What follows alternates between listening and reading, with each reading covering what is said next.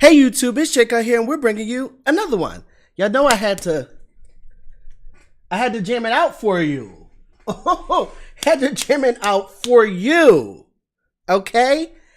All right, so we're going to talk about the Tetris movie. We're going to do a whole breakdown. I got cards and everything. Y'all know I'll be doing cards, but I got cards for this. Feel free to ask any questions as we go on. This is a non-spoiler review. I need to have a little sign, but I'm not spoiling the movie. I'm just giving you an understanding of the feeling, the look, some of the actors. I'm bad with names, so I did the best I could. Well, I don't even have the actors' names. I just have the characters' names. I thought that'd be a little bit easier, and that's not easy either. Okay.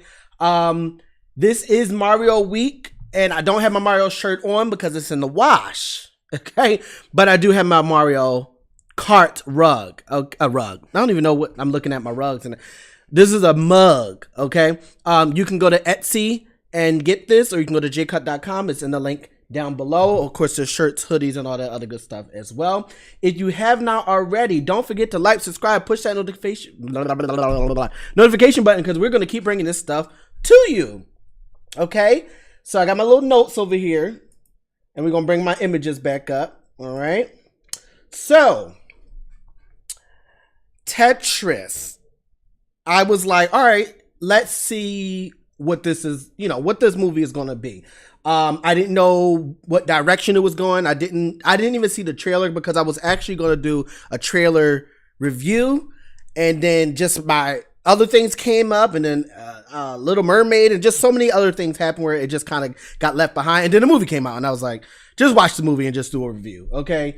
What are the vibes? So I like to kind of go over certain things for every movie. So I feel like the vibes of this movie is The Conversation, which is at the top here, and the Gambit show that was on Netflix. The Conversation is a very cinematic masterpiece of a film, The Conversation. And if you go to film school, if you do animation, anything to do with film in college, you're going to watch this movie. And I went to school for animation, but as an animator, you have to study film.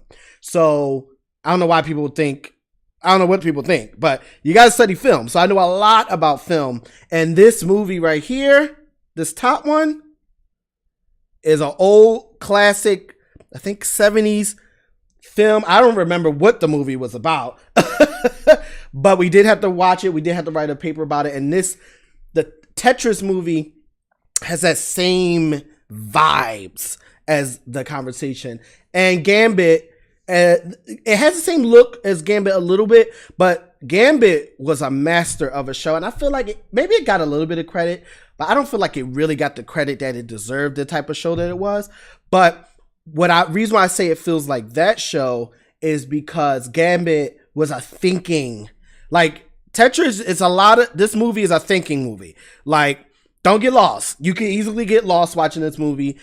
And it'll give you some repeating moments where like you might get lost, and then it'll repeat itself a little later on to make it clear. This is a legal movie. It's all about the law and what's legal, what's not legal. So there's a lot of chess playing pieces, and that's what made me think of Gambit. So it's a pretty good movie. Okay, now it's on Apple TV. So Apple TV Plus, whatever it is. It makes sense that it's on there because Apple TV has that. They like thinking type shows and movies, so it makes sense that it's there. I'm just wondering if it had been on Netflix, if it would have still had that same vibe. Granted, Gambit, the Gambit, I think it's called, that was on Netflix, and it had a wonderful atmosphere. I wish they did season 2, but it was like a one mini-series type of thing. So I'm wondering if it would have had the same vibes had it been on a Netflix or HBO Max. But because it's on Apple TV, I think that's what gave it the qualities that it has. Okay. So the director, I'm horrible with names, y'all, is John Baird, because it's Baird or Baird. This is why I ain't really trying to do names for real. So he's a director. I don't remember what I was going to say. But anyway, he directed this. I don't know what else he directed because when I looked up the things he directed, I'm like, I mean, what did you even do? Who are you? Okay, so moving on. So the main character is Hank. Forgot the actor's name, but Hank. And he's very like kind-hearted, and his main without giving too much of the story away, basically he's trying to get the rights to Tetris so that he can have it played on the Game Boy and have it played on in arcades and all that stuff in what was this, 1988, so in the 80s. Okay, so that's his main like focus through the whole thing. But he's good-hearted, so he's not trying to scam nobody. He ain't trying to get over on nobody, even though everybody else trying to get over on him. Okay, so you got Hank, and then you got his family, which is weird because there seemed to be a scene with his daughters, like more than one, in the beginning, but then you never see the other daughter. So now I'm like, do I need to watch it again? Because who was that kid that she was playing with in the house? Looked like, well, I guess you see him twice. But anyway, this is the main daughter and then his wife. They were pretty good. You don't see them much in the film, but they were pretty good actors. I think the wife was convincing that she was kind of on his side. She did exactly what a wife would do. Like, I'm on your side. I know you have a vision for us, but at the same time, like, we got to take care of our family. We got to take care of the situation. So I know you're trying to make our life better. It's one of those, like, the man has a vision and is trying to make their life better, but the mom is like, we content as long as we can pay our bills, you know. But yet the man makes it better anyway at the end. It's one of those type of stories. So she did exactly what I think any woman would do in any situation. Okay, the second, well, is he the secondary character? I guess he would be. He is, so this is Alexei. He is the actual creator of the game, but he's in Russia. So at that time, it was like, I think they were, I don't know if they're still communists, but at that time they were. And they were like, we're not having that. Like, you can't just be making games and then spreading it around and all that stuff. So it's a whole situation. I can't give really anything away. But you feel bad for him because for him to create such a masterpiece of a game at that time. And Tetris is still one of the top games of all time. That to me is amazing. Like, it's up there with Grand Theft Auto, and Grand Theft Auto I think is like top, and with like Mario, there's a few other ones that's like the top. That's a master to create a game in the 80s that's so simple to be. Well, I'm not saying simple to make, but the game itself is not like complex, and it's at the top of it. That's amazing to me. Okay, but Russia wasn't having that, so that's a little bit of the situation. And there's a lot of other characters, but the only one other character I did want to bring up, because you love him, and that's this guy here. Now these are the characters' names, not the real actors' names, and I'm even going to butcher this one because it's a Russian name. Nikolai.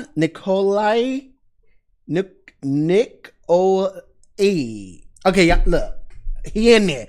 So basically, this guy was like the real owner rights to Tetris in Russia.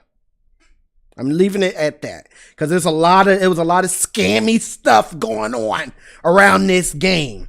Okay, but he was like not really a bad guy, just kind of had the most power.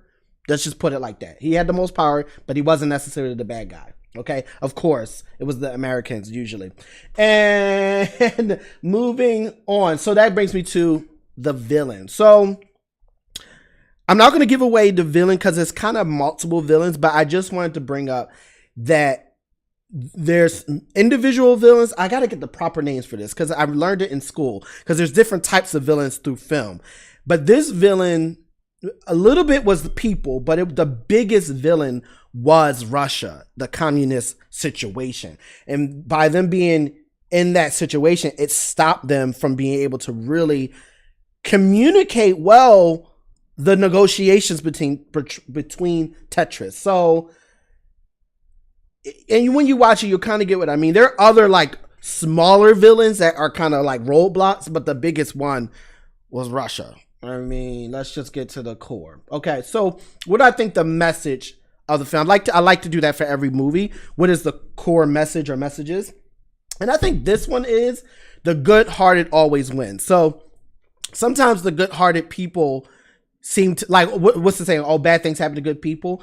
Although there's some truth to that, I truly believe if you are good-hearted and honest and genuine, in the end, it's gonna turn out just fine. You know what I mean? I really believe that. And even though they were getting cheated so many different ways, these two, because they truly just loved the game, it turned out good in the end. You know, that really makes me think about Disney, because with Disney, there's two sides of Disney. There's the business side of Disney, and then there's the entertainment side of Disney. The whole world knows the entertainment side. We appreciate the entertainment side. We love the entertainment side. But the business side is still business, and the business side don't really care about the entertainment side. They just trying to make the money. And sometimes that's okay, and sometimes it contradicts. Where it hurts me, in my opinion, is the designers and the creators of Disney. The creators that are drawn and designing these movies and films and shows, they don't care about the business. They're excited about the content that we all love. Yet they are put in the middle from the business people and the creative people, because the business people are like, and the creative people just want to see beautiful art. So I just wanted to throw that out there, where I feel like these two are the creative people.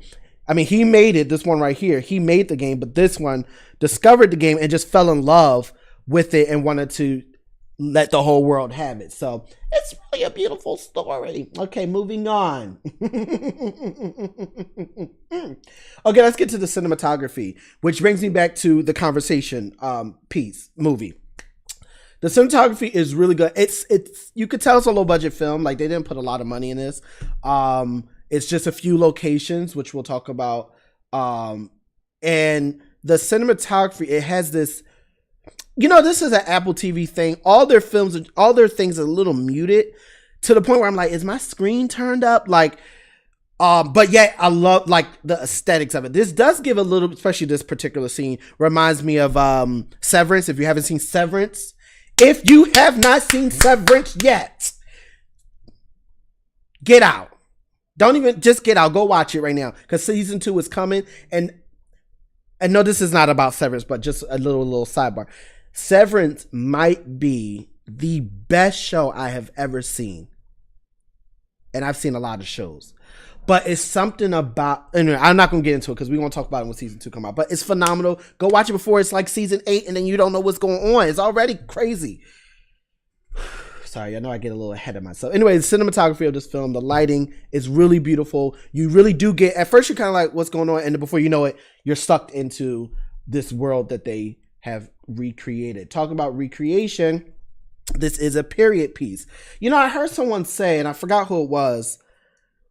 Oh gosh, I forgot what film it was, but they spoke about the fact that a good period piece doesn't feel like a period piece, but, you know, like maybe us, I think the particular movie had a poster on the wall that just had a date, and that was enough for them to know what time they were in. But I guess if you look around, it didn't.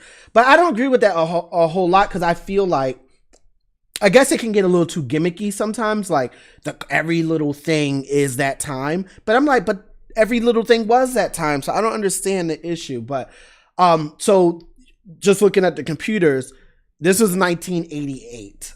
Okay, so everything was the 80s, the cars, you know, and this is one of those cases where time is so important for a film, because this particular film was about inventing things that really didn't really exist yet. Like, games wasn't like a thing. Like, they were happening. Don't get me wrong. Games were happening before Tetris, but it just wasn't like a thing like it is now, where gaming has become a part of culture. Whether you play it or not, it's a part of our culture.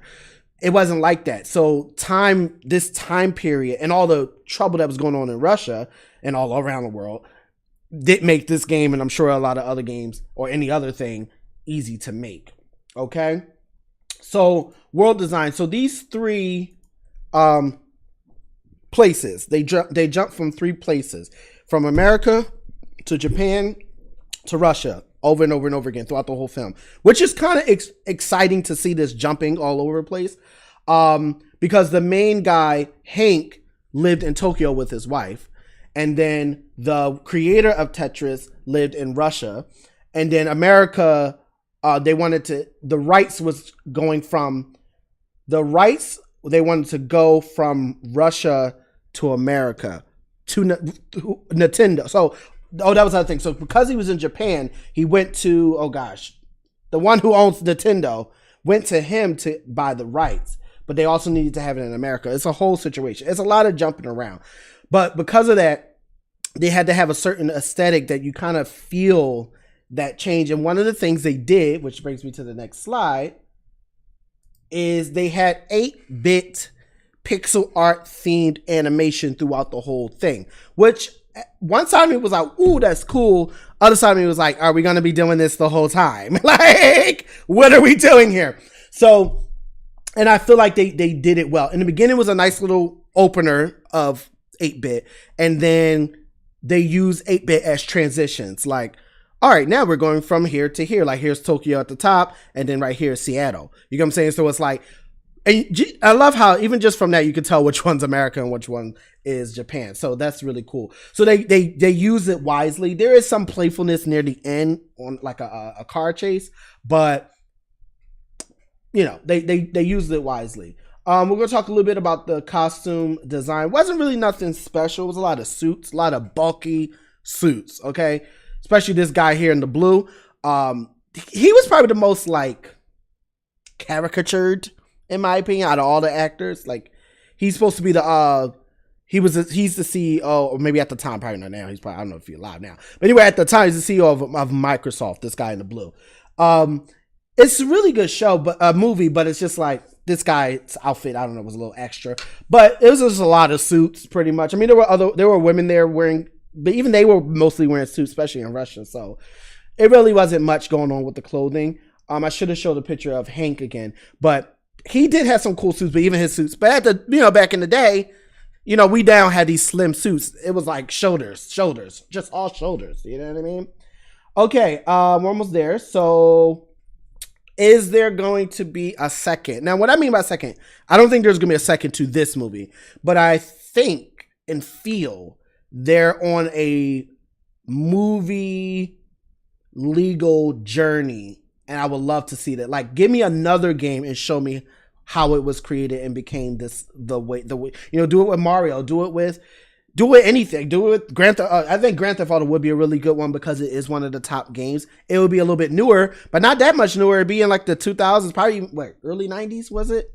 For Grand Theft Auto when it first created? I don't know. But that would be great to see other games, other industries laid out in this way. So that's what I mean by second. So other games would be awesome. Okay? So what's the conclusion? It's a good movie. It was definitely a streaming movie. Like, that was not go to the movie theaters movie. For sure, no. I would not have went to the movie theaters to see this. But it was definitely a nice nostalgic movie. It did have some music that you might recognize a little bit. Not a lot of it. I'm like, could they afford it? I don't know. I mean, Apple TV got money, but come on. But is it worth it? Yeah, it was worth watching it. Is it worth getting Apple TV for? I would not buy Apple TV to watch this, but I would buy Apple TV to watch other things and then watch this because it's there. For sure. Okay.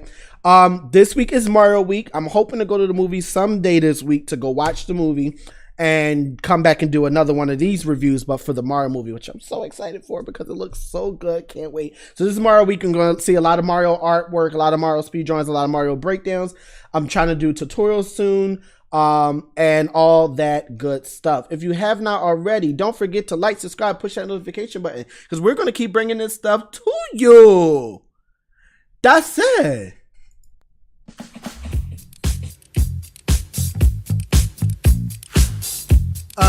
What are you doing? I know you're not about to leave. It's mad buttons down there. You ain't pushed on one of them. You better subscribe to my channel. See you soon.